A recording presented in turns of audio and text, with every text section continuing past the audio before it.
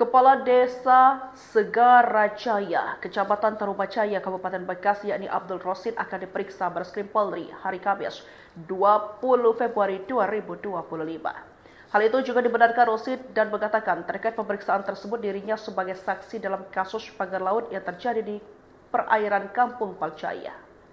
Rosid menjelaskan dirinya justru tidak mengetahui sejak awal terkait pembangunan atau pendirian pagar laut di wilayah perairan yang bertugas. Namun ia mengaku sempat hadir ketika sosialisasi penataan kawasan tempat pelelangan ikan Palcaya. Menurutnya penataan kawasan TPI Palcaya merupakan hasil kerjasama antara PT Tata Ruang Pelabuhan Indonesia dan Dinas Kelautan dan Perikanan Jawa Barat pada Juni 2023 lalu. Penataan tersebut dinilai menjadi bagian dari tahapan pembuatan pagar laut milik PT TRPN dengan panjang sekitar 3 hingga 5 km. Tidak hanya itu, Rosid menuturkan pihaknya juga mengklaim tidak mengetahui mengenai dugaan perkara berpindahnya puluhan nomor induk bidang tanah sertifikat milik warga yang berpindah dan daratan ke perairan.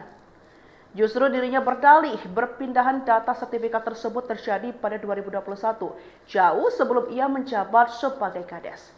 Bareskrim Polri tengah menyelidiki kasus dugaan pemalsuan dokumen sertifikat hak milik di perairan Bekasi, tepatnya di Desa Segarajaya, Tarumajaya, Bekasi. Polisi menemukan adanya 93 SHM yang dipalsukan di pagar laut Bekasi. Polisi juga telah memeriksa saksi dari kalangan pejabat kantor pertanahan Kabupaten Bekasi serta pegawai pada Inspektorat Jenderal Kementerian Agraria dan Tata Ruang Badan Pertanahan Nasional. Saat ini pihak kepolisian masih melakukan proses penyelidikan lebih lanjut terkait dugaan pemalsuan dokumen tersebut.